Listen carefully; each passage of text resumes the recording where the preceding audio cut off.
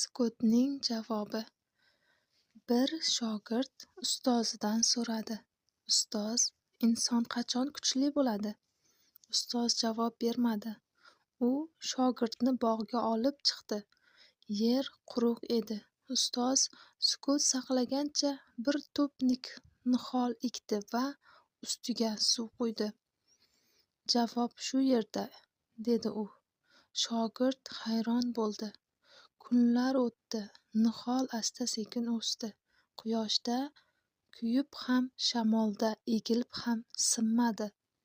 Bir kuni ustoz dedi: Inson ko'p gapirganda emas, sabr qilganda kuchli bo'ladi. Har kim gap bilan o'sadi deb o'ylaydi, lekin asl o'sish ichkarida, sukutda bo'ladi. Shogird o'shanda tushundi. Ba'zi savollarning javobi so'zda emas, vaqt va amal ichidadir.